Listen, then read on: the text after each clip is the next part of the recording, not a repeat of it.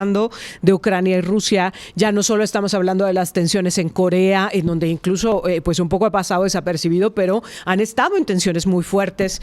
Ya no solo estamos hablando de Israel-Palestina, sino de el resto del mundo polarizado y subido en una cultura bélica de armas, en fin.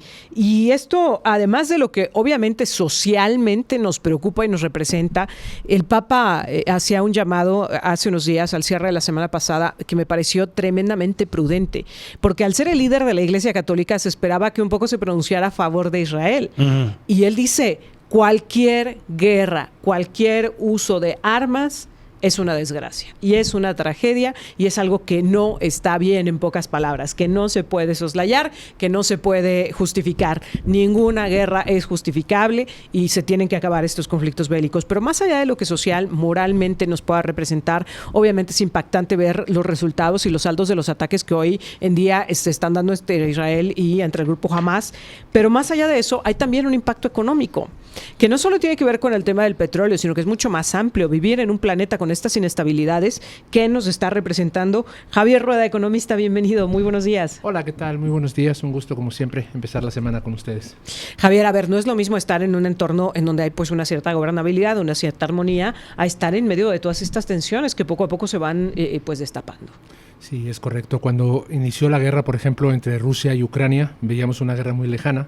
Veíamos una guerra entre países que realmente no tenían gran relación comercial, sobre todo si hablábamos de Ucrania con México, pero que poco a poco fue minando los mercados y que entendimos que a partir de ahí vivimos una economía global, una economía internacional en donde todos los mercados están entrelazados.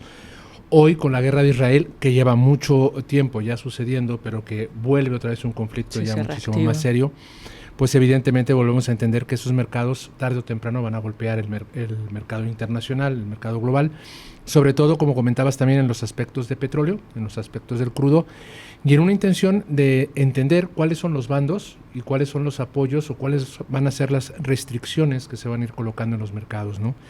Rusia, por ejemplo, es uno de los países que está dentro del conflicto. Parece que Rusia está en todas, ¿no? Pero está dentro del conflicto entendiendo el apoyo hacia lo que es la parte palestina, hacia lo que es la parte de Gaza.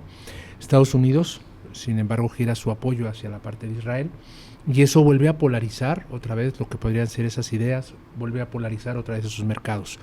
Israel es el país del dinero.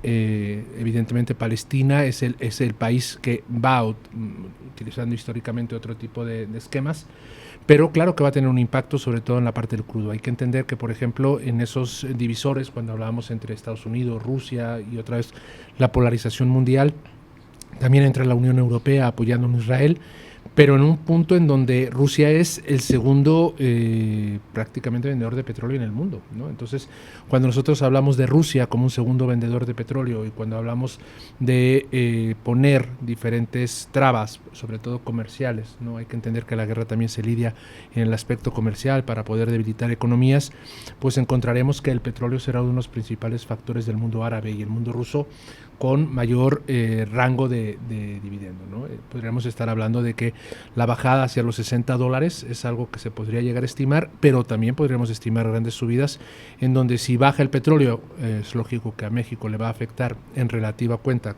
con base a lo que es el tipo cambiario, y si sube, pues posiblemente podríamos tener un ingreso bastante interesante de forma positiva a nuestros mercados financieros. Ahora, hablando precisamente de quiénes están del lado de quién, nuestro principal socio comercial está metidísimo en este conflicto entre Israel y Hamas, dando su apoyo a Israel, enviando fuerzas bélicas, pero además también, digamos, el respaldo económico. ¿Eso cómo deja a México? Pues un México que, por cierto, no se ha querido pronunciar. Bueno, ahí hay temas muy interesantes, ¿eh? No se ha querido pronunciar, sin embargo hay una guerra ahí política entre Claudia Sheinbaum, ¿no? Sabemos de lo que es su parte judía y cómo... Y ella sí se pronunció. ¿No? Ella sí lo marcó, ella sí lo dijo claramente, y quizá no era lo más ético ni tampoco era el momento como para poder generar esa discordia, ¿no? Mejor en la parte en la que México pues ha permanecido neutral.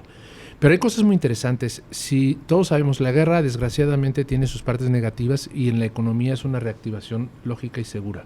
Estados Unidos, que tiene un lugar inflacionario impresionante, un lugar en donde la economía no le ha funcionado con Biden, un lugar donde necesitan reactivadores y necesitan agitar un poquito el bote económico, pues la guerra le viene muy bien. Le viene muy, muy bien hacia lo que son todos los aportes, hacia todo lo que puedan ser los esquemas de Israel, un socio comercial que además Israel en sus esquemas bélicos, en sus esquemas, pues no va a dejar, ¿no? Prácticamente es líder dentro de ese segmento de mercado, y que dentro de lo que son las startups, todo lo que es la línea tecnológica, Israel tiene mucho que ver con Estados Unidos. Estados Unidos apoya muy claro lo que es la posición israelí, y dentro de lo que es ese apoyo, pues posiblemente podamos ver cierta reactivación lógica de la economía norteamericana, algo que le viene muy bien siempre que hay fluidez de dinero en el norte, pues a México le viene muy bien en lo que es su relación comercial. En el aspecto petrolero no nos viene tan bien lo que van siendo todos estos tipos de candados, pero tampoco es que el petróleo en México haya sido para lanzar campanas. Bonanza, claro. Tampoco ha sido bonanza. Es justo lo que te iba a decir, a ver. A México le ha ido mejor siendo socio de Estados Unidos, y no me refiero con las inversiones, me refiero a con los migrantes que viven en Estados Unidos y que están enviando las remesas, que con el tema de la inversión petrolera. Claro, las remesas son el ingreso número 1 del país. Y aparte, no es el ingreso número 1 reñido con la parte petrolera, es el ingreso número 1 sin discusión, ¿no? Es la que sostiene esta economía. Entonces vemos que el petróleo y la migración a lo que son energías limpias, energías que van de otro lado, pues México todavía no ha entrado. Estados Unidos puede ser un aliciente muy interesante a la economía, puede que la economía norteamericana se vea alentada por la parte de la guerra, desgraciadamente, y a partir de ese flujo comercial y ese flujo monetario que se puede dar en el norte, México vendría de rebote, pues un poquito beneficiado, en algunos aspectos en donde, si bien ya lo podríamos contemplar como las 2 semanas, ¿no?, prácticamente de conflicto muy marcado en medios, pues la economía nacional sigue estando igual.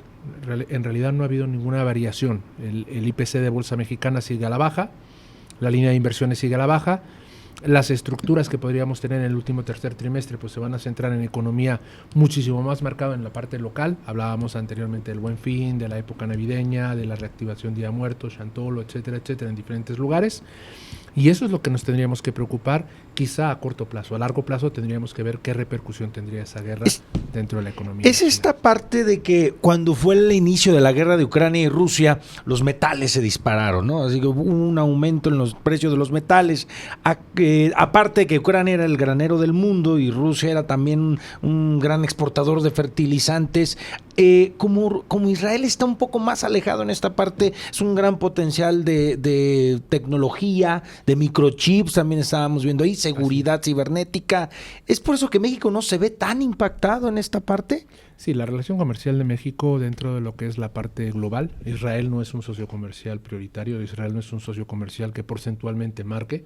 Tenemos una relación comercial, por ejemplo, más fuerte con países como Japón o con países a lo mejor de América del Sur, como Colombia, como otro tipo de países. Israel realmente no representa tanto en esa relación comercial, pero sí representa en la relación comercial de los principales socios como los tenemos con Estados Unidos.